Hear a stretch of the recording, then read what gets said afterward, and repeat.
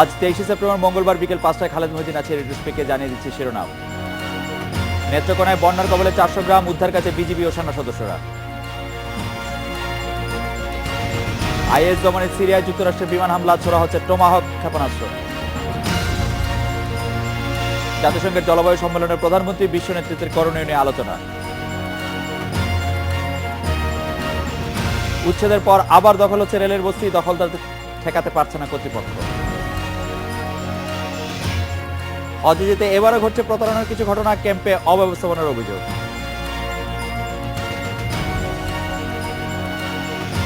অতিবৃষ্টি ও পাহাড়ি ঢলে ময়মনসিংহ, নেত্রকোনা এবং শেরপুরের বিস্তীর্ণ এলাকা প্লাবিত হয়েছে, পানিবন্দী হয়ে পড়েছে কয়েক লাখ মানুষ। পরিস্থিতি মোকাবেলায় উদ্ধার অভিযানে নেমেছে বিজিবি ও সেনা সদস্যরা। বন্যার পানিতে তলিয়ে গেছে অন্তত 20,000 হেক্টর রোপা, আমন ও অন্যান্য ফসলের ক্ষেত।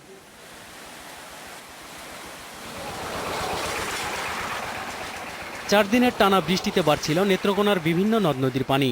হঠাৎ নেমে আসা পাহাড়ি ঢল এতে যোগ করে নতুন মাত্রা। সোমবার সন্ধ্যায় সোমেশ্বরী নদীর পানি বিপদসীমার 190 সেন্টিমিটার উপর দিয়ে বইলেও রাতে তা বেড়ে 150 সেন্টিমিটারে দাঁড়ায়।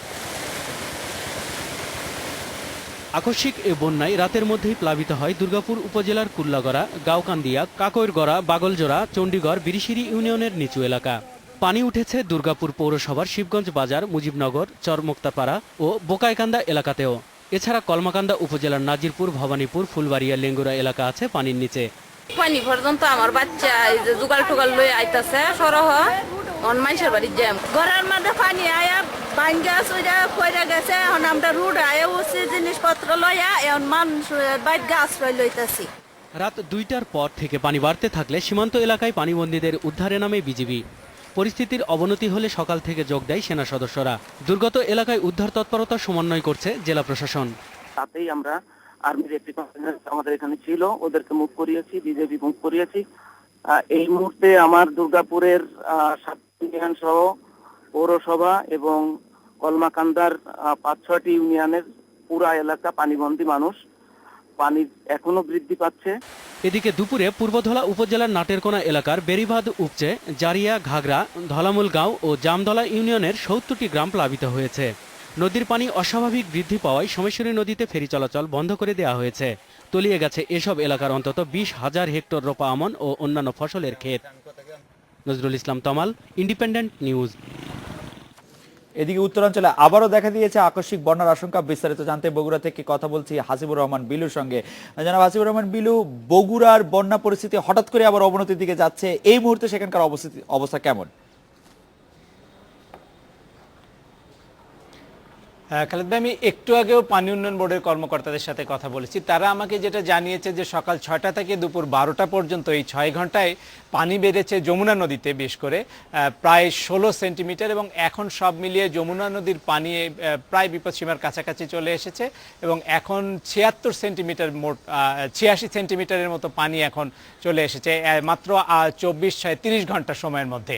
আর পানি উন্নয়ন বোর্ডের কর্মকর্তারা যেটা বলছেন যে আজকে রাতে অথবা আগামীকাল সকাল 6টার আগে কোনো একটা সময়ের মধ্যেই এই যমুনা নদী বিপদসীমা অতিক্রম করবে। আর এটার মূল কারণটা হলো যে এখান থেকে 750 কিলোমিটার উত্তরে যেটা জায়গাটা দিব্রগড়, সেইখানটাতে উজানে দিব্রগড়ে এখন প্রায় প্রতিদিনই প্রচুর বৃষ্টিপাত হচ্ছে এবং যে কারণে কিন্তু ভাটি এলাকায় বিশেষ করে ব্রহ্মপুত্র অববাহিকায় প্রতিদিনই পানি বাড়বে এবং আগামী 25 তারিখ পর্যন্ত এই এলাকায় পানি বাড়বে। এবং তারা এটাকে বলছে যে এক্সট্রিম রেইনফল, অর্থাৎ 100 মিলিমিটারের উপরে প্রতিদিনই বৃষ্টি হচ্ছে প্রত্যেকটা এলাকায়। আর সব মিলিয়ে যেটা দাঁড়িয়েছে যে আগামী 1 সপ্তাহ পর্যন্ত এদিকে পানি বাড়তে থাকবে, 1 সপ্তাহ পর পানি কমবে বলে তারা আশা করছে। কারণ এবার কিন্তু আবার পদ্মা নদীতে পানির প্রবাহটা খুব বেশি নাই, যে কারণে তারা বলছে যে পানি উপর উজান থেকে আসবে আর নেমে যাবে।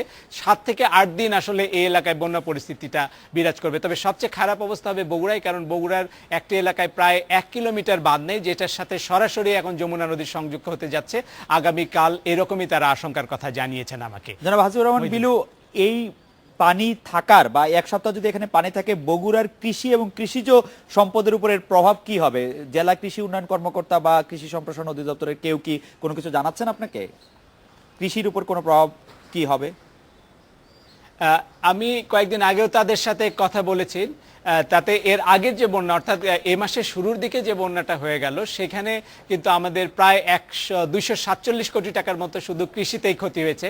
তারপরে যারা পুনর্বাসন কর্মসূচিতে হাত দিয়েছিল এই ফসলগুলো কিন্তু নষ্ট হয়ে যাবে। বিশেষ করে আমনের কথা বলা হচ্ছে, আমন কোনোভাবে 7 দিনের বেশি পানির নিচে থাকতে পারবে না। যদি কোনো কারণে 7 দিন পানির নিচে থেকে যায় আমন ক্ষেত, তাহলে কিন্তু এটা পুরোটাই নষ্ট হয়ে যাবে বলে কৃষি বিভাগের কর্মকর্তারা আমাকে জানিয়েছে। মূলত ধানের ফলনের উপরেই আশঙ্কা থেকে যাচ্ছে। বগুড়া থেকে জানাচ্ছিলেন সহকর্মী হাসিবুর রহমান বিলু।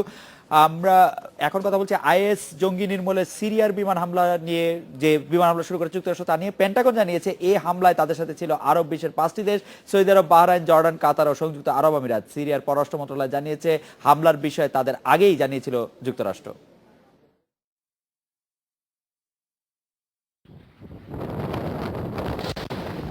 সিরিয়ার রাকা অঞ্চলে আইএস জঙ্গিদের ঘাঁটি লক্ষ্য করে হামলা চালায় মার্কিন বোমারু বিমান। মঙ্গলবার ভোররাতে প্রায় 1.5 ঘন্টা ধরে চলা এই হামলায় ব্যবহার হয়েছে অত্যাধুনিক টমাহক মিসাইলও। আইএস দমনে আন্তর্জাতিক জোটের অংশ হিসেবে এই বিমান হামলায় যোগ দেয় যুক্তরাষ্ট্রের আরব মিত্ররাও। পেন্টাগন জানিয়েছে সামনে আরও হামলা চালানো হবে সিরিয়ায়। সিরিয়ার পররাষ্ট্র মন্ত্রণালয় বলছে মঙ্গলবারের হামলার বিষয়ে তাদের আগেই জানিয়েছিল মার্কিন কর্তৃপক্ষ। তাদের অনুমতি ছাড়া এ ধরনের বিমান হামলাকে আগ্রাসন হিসেবে দেখা হবে বলে আগেই সতর্ক করে আসাদ সরকার। এদিকে যুক্তরাষ্ট্রের নেতৃত্বে আন্তর্জাতিক সামরিক জোটের হামলা ঠেকাতে প্রস্তুত বলে জানিয়েছে ইসলামিক স্টেট। এক অডিও বার্তায় যুক্তরাষ্ট্র ও তার পক্ষে যোগ দেওয়া দেশগুলোর নাগরিকদের হত্যা করতে মুসলিমদের প্রতি আহ্বান জানিয়েছে চরমপন্থী সংগঠনটি। বিশ্বাসীগণ যেখানেই থাকুন না কেন এই যুদ্ধকে এড়িয়ে যাবেন না। অত্যাচারীদের সেনা পৃষ্ঠপোষকদের উপর আঘাত হানুন। তাদের পুলিশ, নিরাপত্তা বাহিনী, গোয়েন্দা সদস্য ও দালালদের উপর আক্রমণ করুন। তাদের আশ্রয়স্থল ধ্বংস করে দিন। তাদের জীবনকে তিক্ততায় ভরে তুলুন, যাতে নিজেদের নিয়েই তাদের ব্যস্ত থাকতে হয়। ইরাকে বিমান হামলা শুরুর পর থেকে এ পর্যন্ত 2 মার্কিন সাংবাদিক ও এক ব্রিটিশ মানবাধিকার কর্মীর শিরশ্ছেদ করে ভিডিও প্রকাশ করেছে আইএস। মঙ্গলবার সিরিয়ায় বিমান হামলার পরপরই আটক আরেক ব্রিটিশ সাংবাদিকের ভিডিও বার্তা প্রকাশ করে সংগঠনটি। এছাড়া আলজেরিয়া থেকে এক ফরাসি পর্যটককে অপহরণ করে তার শিরচ্ছেদেরও হুমকি দিয়েছে তারা। Nadia Sarwat, independent news. এ নিয়ে আরো জানতে কথা বলছি সহকর্মী গোলাম কিবরিয়ার সঙ্গে। জনাব গোলাম কিবরিয়া, একথা ঠিক যে মার্কিন যুক্তরাষ্ট্র এই আক্রমণের বিষয়টি সিরিয়া সরকারকে আগেই জানিয়েছিল, একথাও ঠিক যে মার্কিন যুক্তরাষ্ট্র এই আক্রমণে মধ্যপ্রাচ্যের বেশ কিছু দেশ, সৌদি আরব এবং বাহরাইন সহ বেশ কিছু দেশকে পাশেও পেয়েছিল। কিন্তু বিশ্ব জনমতের কি বড় সমর্থন মার্কিন যুক্তরাষ্ট্রের সঙ্গে থাকবে সিরিয়ার এই আক্রমণ, বিশেষ করে এই ক্ষেপণাস্ত্র আক্রমণের সঙ্গে? আপনার কি মনে হয়? খালেদ, যেটি শুনছিলাম আমরা একটু আগে নিউজে, যে আজ ভোর থেকে কিন্তু এই হামলা শুরু হয়েছে। আর আইএস জঙ্গিরা ইতিমধ্যে কট্টরপন্থী জঙ্গি হিসেবে পরিচিতি পেয়েছে সারা বিশ্বে, এবং বিশ্ব বিবেক কিন্তু তাদেরকে জঙ্গি হিসেবে দেখছে, অন্য কোনো পরিচয়ে তাদেরকে দেখছে না। সুতরাং এবং মার্কিন যুক্তরাষ্ট্রের সঙ্গে বাহরাইন, কাতার, সৌদি আরব এবং ইউএই সহ বেশ কয়েকটি মিত্র দেশও হামলায় অংশ নিয়েছে। সো এ থেকে বোঝা যাচ্ছে যে এদের এই আইএস এর ব্যাপারে বিশ্ব জনমতটা কোন দিকে। এর পাশাপাশি আমি একটা তথ্য আপনাকে জানিয়ে রাখি, যেটা হচ্ছে যে এই হামলায় আইএস কিন্তু তাদের কৌশল নানাভাবে পরিবর্তন করছে। কারণ সরাসরি যুদ্ধে হয়তো তারা যুক্তরাষ্ট্র বা পশ্চিমা বিশ্বের সঙ্গে পারবেন না, সেই জন্য ইতিমধ্যে আমরা দেখেছি যে কয়েকজন বিদেশি সাংবাদিকের শিরচ্ছেদ সহ আটক করেছে তারা। এর পাশাপাশি আরেকটি তথ্য যেটি জানা গেছে যে সাদ্দাম সরকারের কয়েকজন শীর্ষ সেনা কর্মকর্তা তাদের সঙ্গে আছে আইএসের সঙ্গে, যার জন্য তারা এখনো এত সুসংগঠিতভাবে তাদের কার্যক্রম চালিয়ে যাচ্ছে। সিআইএর একটি হিসাবে দেখা যাচ্ছে যে 2013 সালে আইএসের জন্মের পর তারা ধারণা করেছিল তাদের সদস্য সংখ্যা প্রায় 10,000, কিন্তু সাম্প্রতিক এক জরিপে সেটি ধারণাটি তারা পাল্টেছে। তাদের ধারণা আইএসের সদস্য সংখ্যা 10,000 না, প্রায় 3 গুণ বেশি, প্রায় 30,000। এত অল্প সময়ে এত বেশি লোক রিক্রুট করা, এত বেশি লোককে তাদের মধ্যে নিয়ে আসা, এটি একটা বড় হুমকি হিসাবে দেখা হচ্ছে। আরেকটা বিষয় যদি আপনাকে জানিয়ে রাখি, যেটা আমাদের জন্য খুব প্রাসঙ্গিক, সম্প্রতি জানা গেছে যে ভারতীয় একজন প্রকৌশল বিশ্ববিদ্যালয়ের ছাত্র, যিনি ভ্রমণ ভিসায় ইরাক গিয়েছিলেন, ইরাক গিয়ে তিনি নিখোঁজ হয়ে যান।